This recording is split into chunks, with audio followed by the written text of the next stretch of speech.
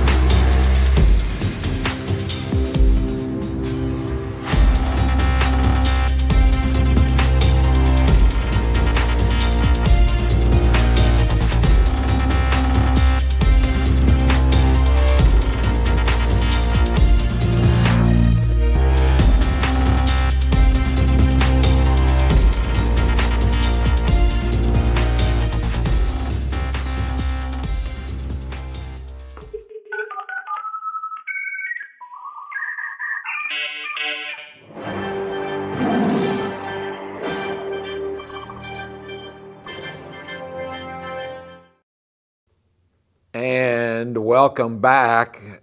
A beautiful fall morning. Temperatures are cooler, thus me wearing this longer shirt. I'm not prone to wearing long shirts, but yeah, the long sleeves feel better today. Hey, I'm going to start off right now with Romans chapter 12, and in just a moment, a verse will pop up on the screen. I want to read something leading up to that verse.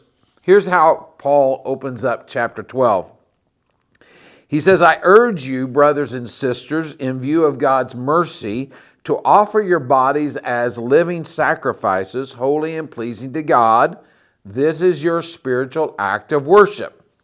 And then verse 2, as you see on your screen, goes this way. He says this, do not conform to the pattern of this world, but be transformed by the renewing of your mind. Then you will be able to test and approve what God's will is, His good, pleasing, and perfect will. On a wall near the main entrance of the Alamo in San Antonio, Texas, there was, at least at one time, a portrait with the following inscription: James Butler Bonham. No picture of him exists. This portrait is of his nephew, Major James Bonham, deceased, who greatly resembled his uncle. It is placed here by the family so that people may know the appearance of the man who died for freedom.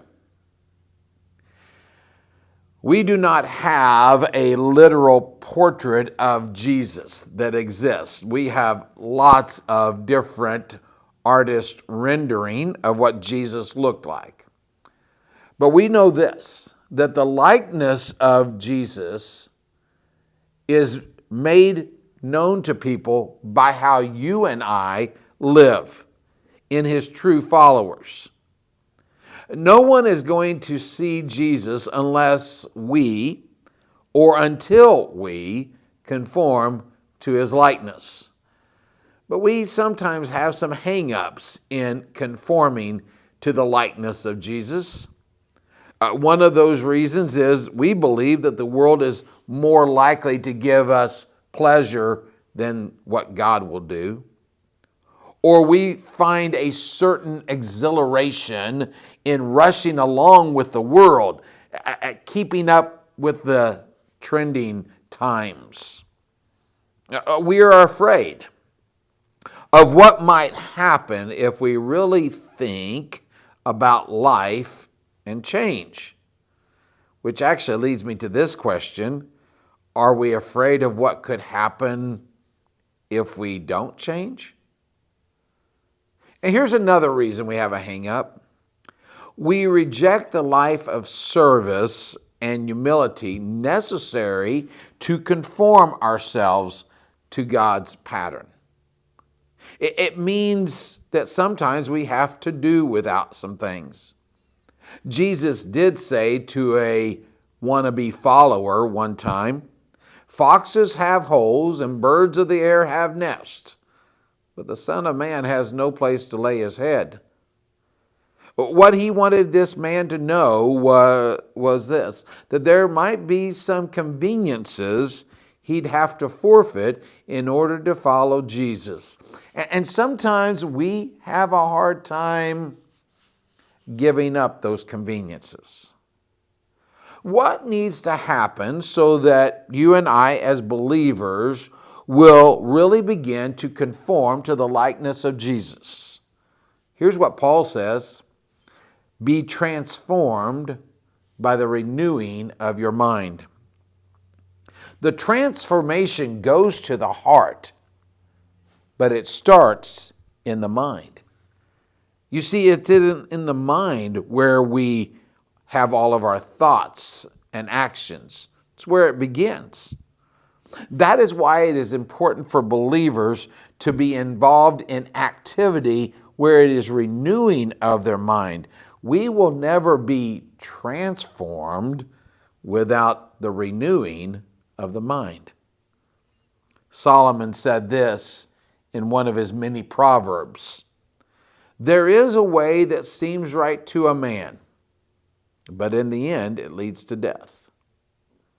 So for those who reject God and his free gift of salvation through his Son Jesus Christ, thinking that they don't need Jesus for salvation, that thinking will lead to eternal death.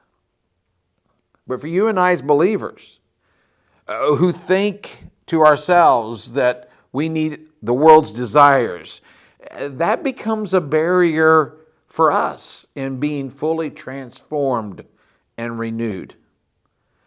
This transformation and the renewing of the mind all leads to this truth. Then we will be able to identify God's will in our lives. And that will be part of our topic for next week, is finding out God's will, how we determine that. Thank you for watching this. Like and share, show it to other people. Have a wonderful week, and God bless.